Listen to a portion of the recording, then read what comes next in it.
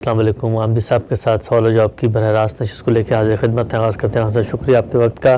درس نظامی کے بارے میں غامدی صاحب کی کیا تنقید ہے؟ وہ نظام تعلیم جو ہمارے ہاں علماء تیار کرنے کے لیے مدارس کے اندر رائج ہے، پاکستان، ہندوستان، بنگلہ دیش، بلکہ پوری دنیا کے اندر ہی اس وقت جو لوگ بر صغیر کے علم کے طریقے پر دین کا عالم بننا چاہتے ہیں، وہ درس نظامی کا 8 سالہ کورس ہے وہ کرتے ہیں. اس پر کچھ غامدی صاحب کے مختصر تبصرے تھے، اسی کی توضیح ہم طلب کر رہے ہیں. آپ کی کتاب مقامات میں اس ضمن میں ایک مضمون ہے، اسی کے اقتباسات آپ کی خدمت میں پیش کر کے آگے بڑھاتے ہیں سلسلہ گفتگو کو.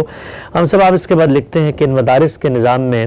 تیسری بڑی خرابی یہ ہے کہ ان کا نصاب نہایت فرسودہ اور ہماری علمی اور دینی ضرورتوں کے لیے بالکل بے حاصل ہے. یہ نصاب جیسا کہ عام خیال ہے ملا نظام الدین نے ترتیب دیا، پھلواری شریف کے سجادہ نشین شاہ سلیمان کی رائے کے مطابق اس کا بیج ابتدا میں ملا فتح اللہ شیرازی نے بکھیرا اور خود رو پودوں کی طرح آپ سے آپ اس صورت میں نمودار ہو گیا. بہرحال ہمارے اس دور کی پیداوار ہے جب علم کے اصل ماخذوں سے ہم بے تعلق ہو چکے تھے. قرآن مجید کو جو مقام اس نصاب میں دیا گیا ہے ہم اوپر بیان کر چکے ہیں. حدیث اگرچہ نصاب میں شامل ہے لیکن اس کے لیے بھی دورے کا طریقہ اختیار کیا گیا ہے. اس سے تدبر حدیث کا کوئی ذوق پڑھنے اور پڑھانے والوں میں کبھی پیدا نہیں ہو سکتا. جاہلی ادب کی اہمیت اس نظام میں کبھی نہیں مانی گئی، چنانچہ قرآن مجید کی زبان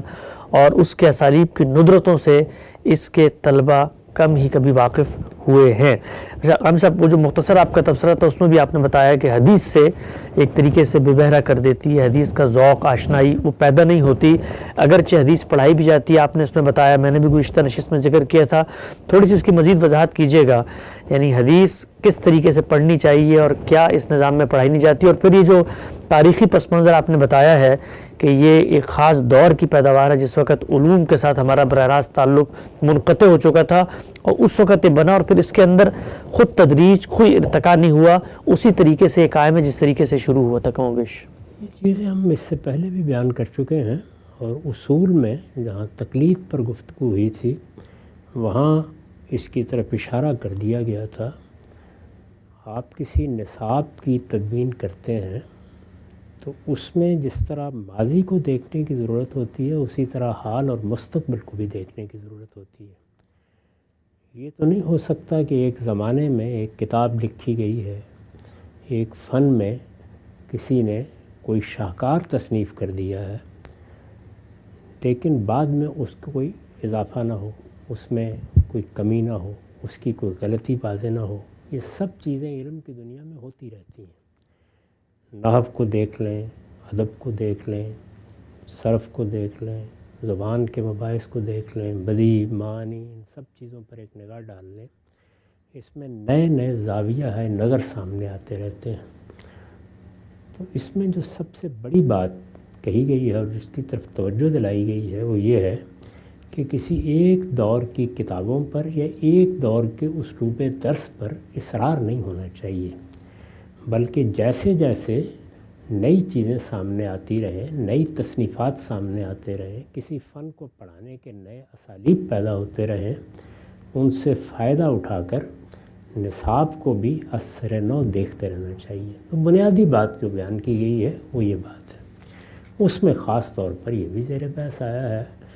کہ حدیث کس طرح پڑھائی جائے. میرے خیال میں اس کو اسی طرح پڑھانا چاہیے جس طرح ابھی ہم نے اعتراضات سیریز میں یہ بتایا ہے کہ حدیث کیا ہے، وہ وجود پذیر کیوں ہوئی ہے، اس کی حقیقت کیا ہے، اس کے وجود پذیر ہونے کے بعد وہ کن مراحل سے گزری ہے، رسالت مآب صلی اللہ علیہ وسلم کا طرز عمل اس کے بارے میں کیا رہا ہے، خلفائے راشدین کا کیا رہا ہے، بعد کے زمانوں میں اس کی جمع و تدوین کیسے ہوئی ہے، اس سے اس کی یہ حقیقت کیسے متعین ہوتی ہے کہ وہ زمانہ رسالت کی تاریخ ہے. پھر یہ کہ اس کو سمجھنے کے کیا اصول ہیں، اس کو قبول کرنے کے کیا اصول ہیں، اگر کوئی رد کرنی ہے تو اس کے کیا قاعدے ہیں، اس کی عملی مشق کس طریقے سے کرنی ہے. مختلف اہل علم نے اگر اس میں اپنی آراء دی ہیں تو کیا اس وقت کا طالب علم بھی ان کو سمجھ سکتا ہے، جان سکتا ہے، وہ رجال کی کتابوں کی طرف کیسے رجوع کرے گا، وہ ان میں پیش آنے والے مباحث کا کیسے موازنہ کرے گا اور پھر یہ کہ وہ چند ابواب اس میں سے منتخب کرنے چاہیے جو فی الواقع لوگوں کے لیے بہت سے مباحث کا ذریعہ بنتے ہیں، کسی ایک خاص فقہ کی برتری کو واضح کرنے کے لیے نہیں، یا چند فقہی مسائل کی تنقیح کے لیے نہیں، بلکہ حدیث کو سامنے رکھ کر دیکھا جائے کہ اس کی مشکلات کیا ہیں، اس میں جو چیزیں علم النبی سے متعلق ہیں ان کی کیا مشکلات ہیں اور اس کی نمایاں مثالیں کیا ہو سکتی ہیں، وہ چیزیں جو فقہ النبی سے متعلق ہیں اس کی کیا مشکلات ہیں اور ان کی نمایاں مثالیں کیا ہو سکتی ہیں۔ تو یہ شافعی ہیں، یہ حنبلی ہیں، یہ رفع یدین ہے، یہ امین بالجہر ہے، اس سے بلند ہو کر ان چیزوں کا انتخاب کرنا چاہیے جو بحیثیت علم حدیث میں ایک طالب علم کو پیش آنی ہے۔ ہم اس دور میں داخل ہو چکے ہیں جہاں لوگ یہ سب چیزیں اب پڑھ رہے ہیں، عامی بھی پڑھ رہے ہیں، عارف بھی پڑھ رہے ہیں۔ ہم جتنی چاہے تلقین کرتے رہیں کہ اس علم کے لیے آدمی کو کچھ تیاری کرنی چاہیے اور اس کو اس طرح پڑھنا چاہیے، کتابیں عام ہو گئیں، تراجم عام ہو گئے، ہر آدمی سامنے رکھے گا اور پڑھنا شروع کر دے گا، درس دینا شروع کر دے گا، بیان کرنا شروع کر دے گا۔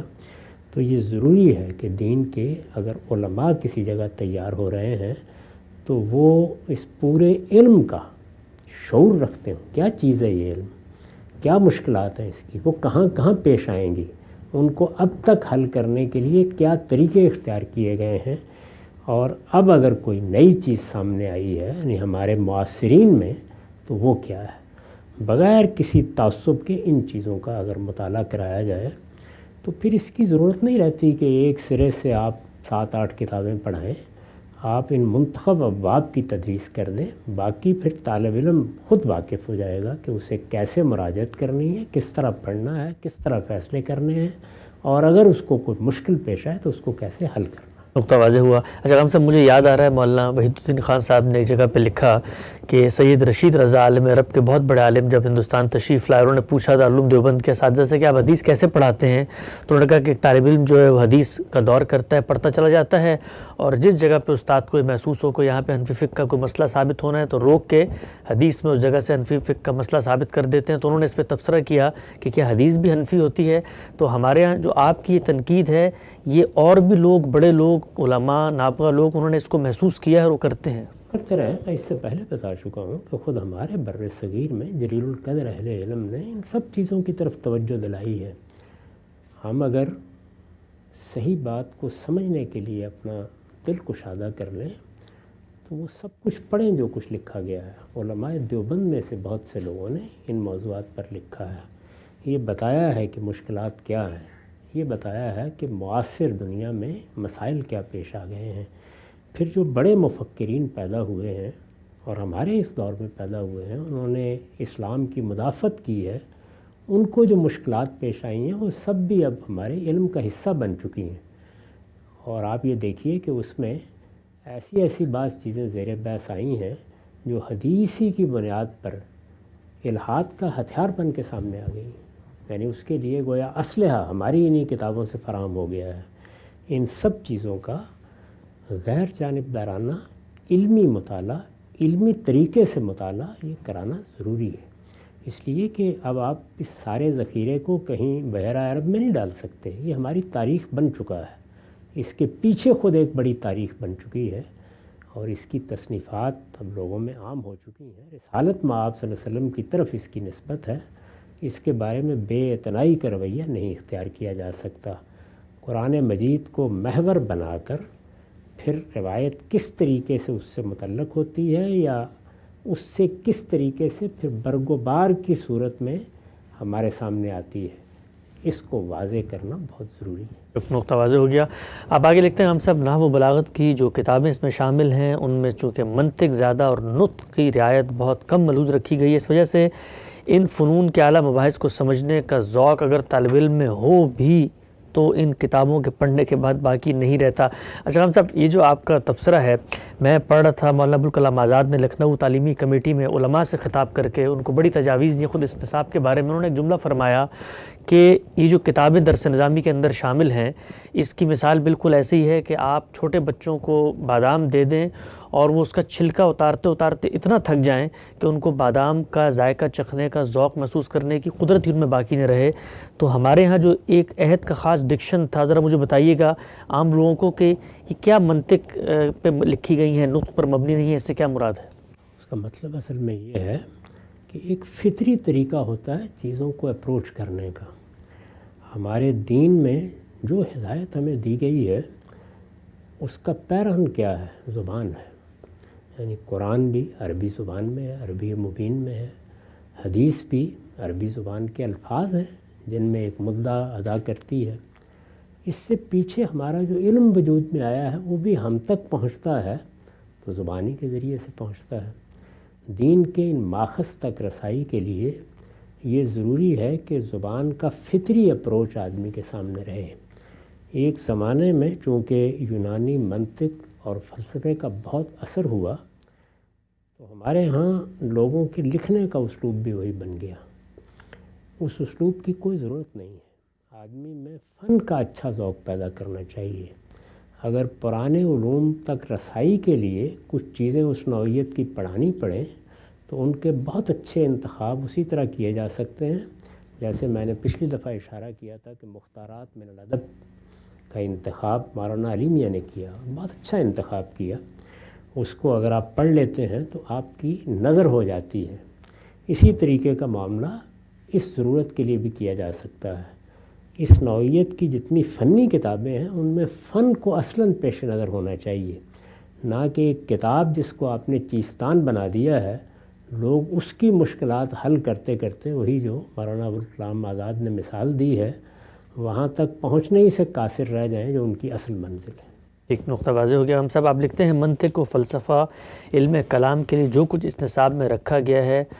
اس کا ضرر اس کی منفعت سے زیادہ ہے۔ فقہ احناف ہی کی پڑھائی جاتی ہے، فقہ احناف ہی کی پڑھائی جاتی ہے، فقہ اسلامی کی تدریس کا کوئی تصور اس کے بنانے والوں کے ذہن میں کبھی نہیں رہا۔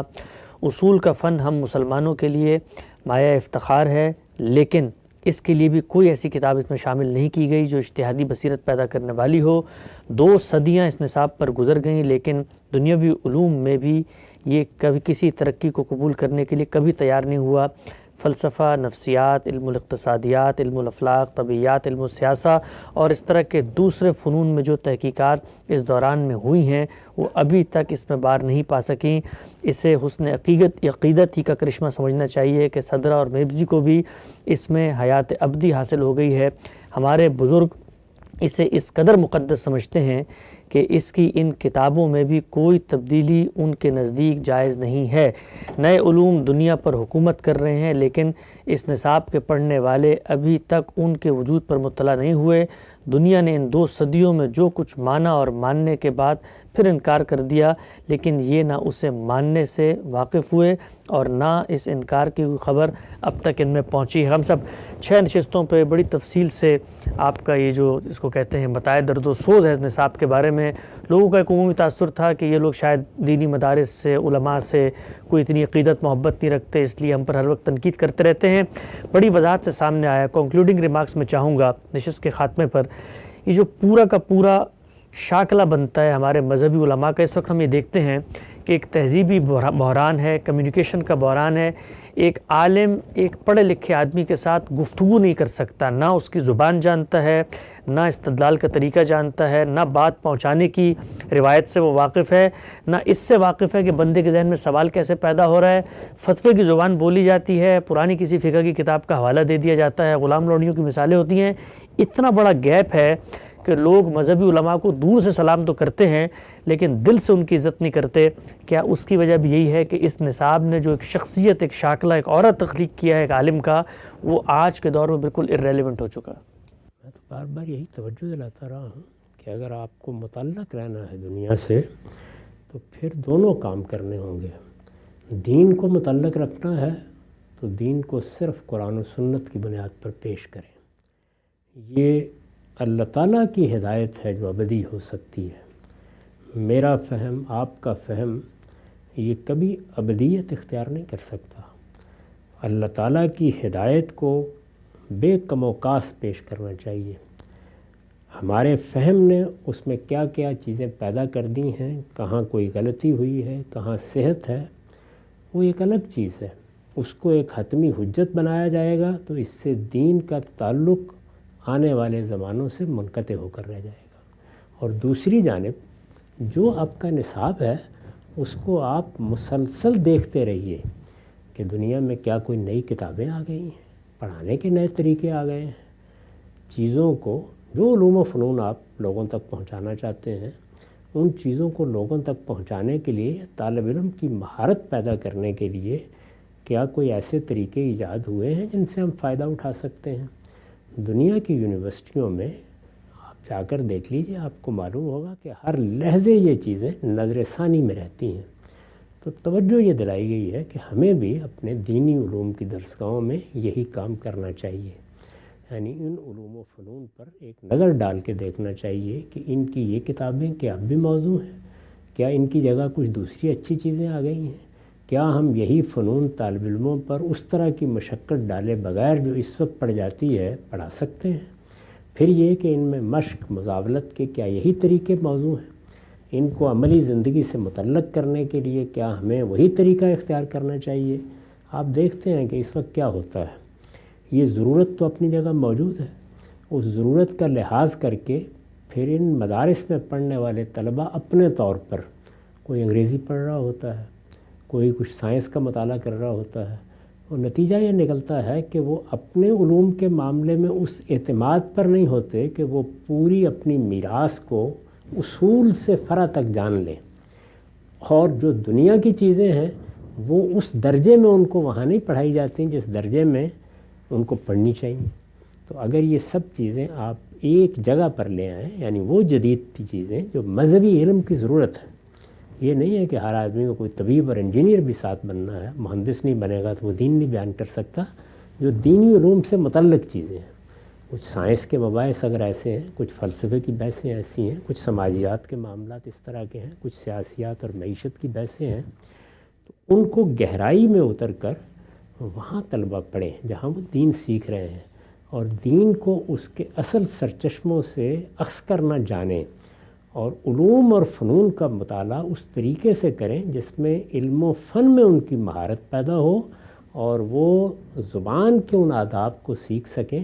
جس میں فطری طور پر انسان صحیح نتیجے پر پہنچتا ہے۔ اس کے بعد اصطلاحات تو صرف اس لیے ہوتی ہیں کہ بات کا اہل فن کے درمیان ابلاغ آسانی کے ساتھ ہو جائے، وہ کوئی بڑی مشکل چیز نہیں ہوتی، وہ سکھائی جا سکتی ہے۔ نقطہ واضح ہو گیا۔ درس نظامی پر غامدی صاحب کی تنقید 6 اقساط پر مشتمل گفتگو پائے تکمیل تک پہنچتی ہے۔ انشاءاللہ اگلی نشست میں غامدی صاحب سے یہ بھی دریافت کریں گے کہ جدید یونیورسٹیوں میں دین سکھانے کے لیے جو کچھ نصابات مرتب کیے گئے ہیں اور وہاں جو طریقہ کار ہوتا ہے اس سے جو پروڈکٹ سامنے آتی ہے اس پر بھی کیا کوئی تنقید ہے۔ وقت یہاں ختم ہوتا ہے، گفتگو آگے بڑھائیں گے، دوبارہ حاضر خدمت ہوں گے، اب تک آپ کا بہت شکریہ۔